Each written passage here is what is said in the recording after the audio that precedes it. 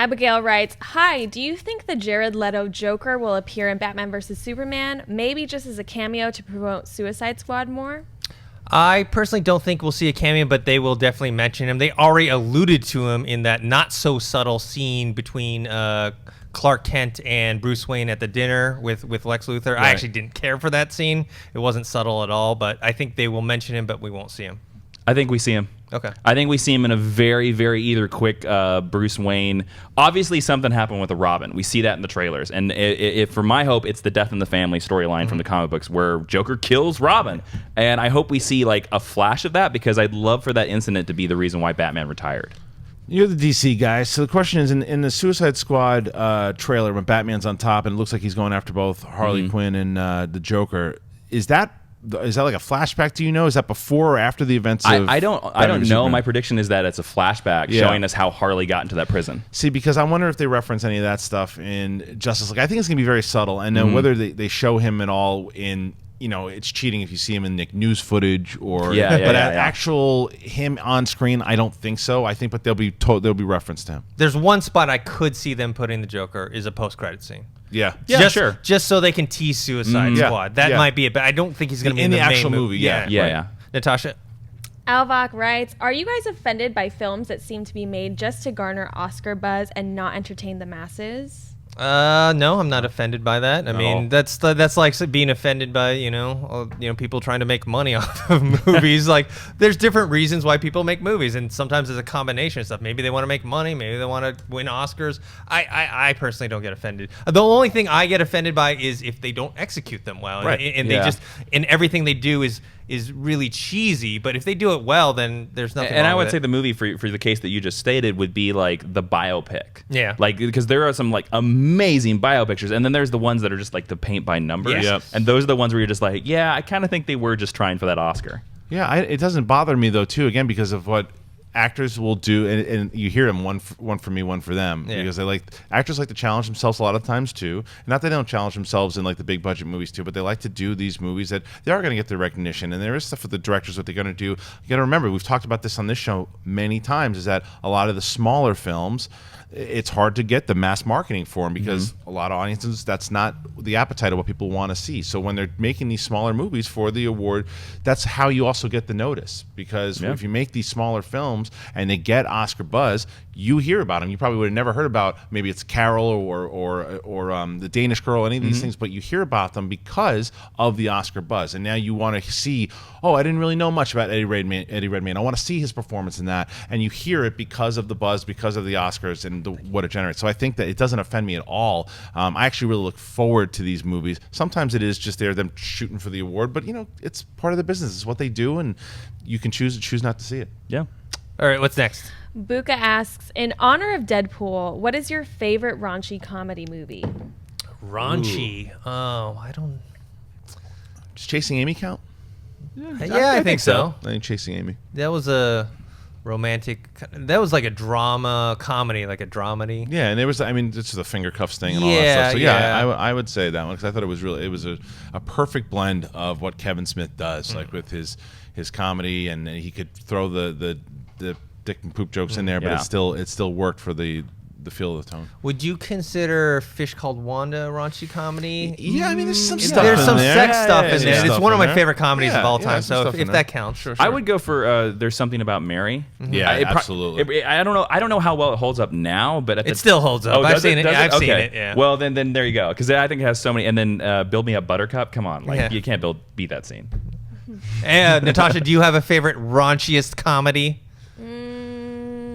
I'm not really a fan of raunchy comedies, but now that you say something about Mary, that one's a good one. But yeah, I can't think of any right now. Okay. I don't know if you actually watch R-rated comedies. Van Wilder's a good one too. Yeah. All right, what's next? Samuel Varg asks, "Are we going to get a 'I'm not your father' line in episode 8? I think so. Ooh. Maybe I am your father. Maybe I am for your father. I don't think we're gonna get it. I think that if Luke's gonna say it to Rey, it's gonna be different. They're not, because they're gonna be aware that they can't say that line, because if they do, you're gonna get in the middle of the theater. So it's gonna be very careful about that.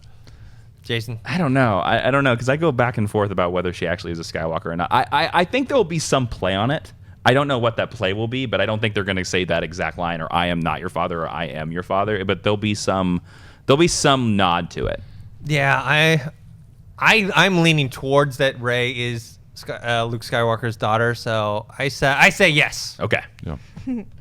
All right, Joshua Howell writes, with the theories/hopes for an eventual R-rated X-Force movie, if Wolverine doesn't lead, who would you like? For me, it's Cable. Just because he was the leader of X-Force, at least when I read the comic books. So I'd like to see him. Yeah, Cable for me. Yeah, it's totally Cable. Cable is like the one X-Men character that I can't believe they haven't introduced yet. Yeah. Because he's solid. Like to me, if you do Cable right, he can replace Wolverine. Mm-hmm. You can have Cable anchor the whole movies. Now, I'm more concerned about the R-rated X-Force because we haven't seen how well Deadpool's going to do, and if Deadpool doesn't carry, they're going to stay away from that R-rated X-Force really quick. I do think we need an X-Force movie, but whether it'll be R-rated or not, I don't know. And you would have Deadpool probably be one of the main characters in there because he's so popular. Yes. Oh, totally. But he's not going to lead the team. No. He may be the lead He'd lead him to actor. Vegas to a strip club. Yeah. That's where he'd lead him. Yeah. All right, what's next?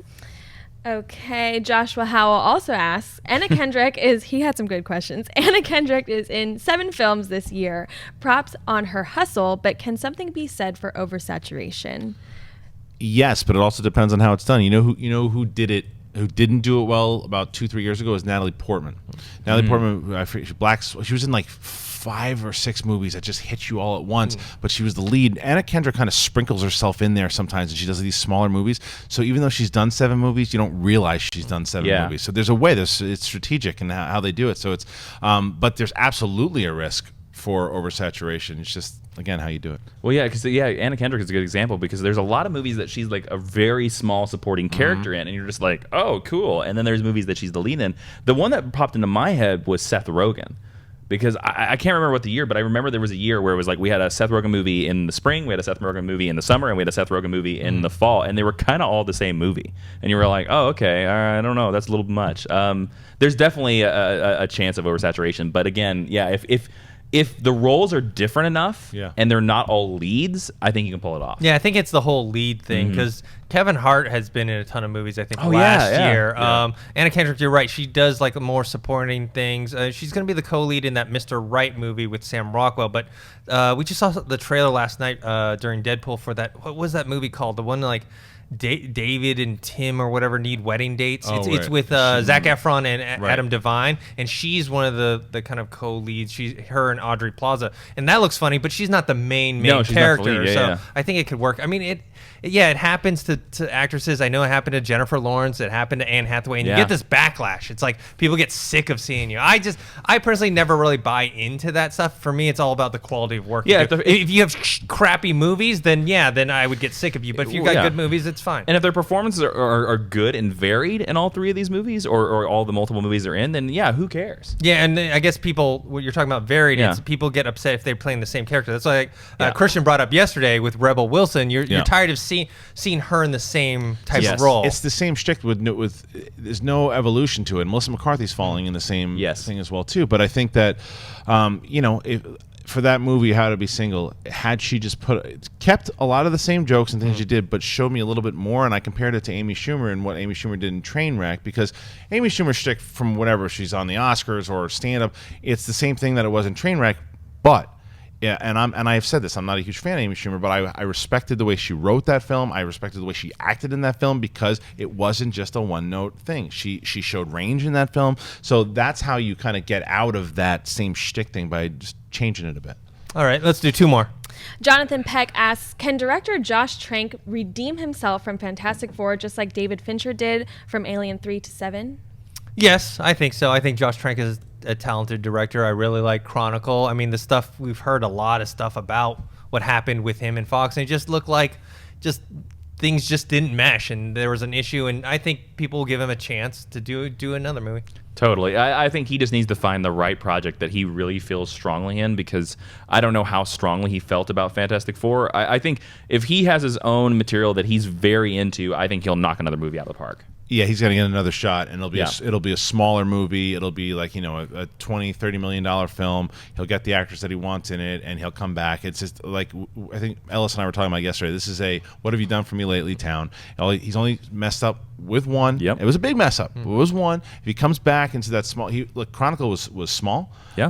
And it delivered. So I think if he delivers again, then he'll get another shot at the big dance. Yeah, it just won't be at Fox. That's Yeah, true. there you go. No, he didn't go back to All right, our last one.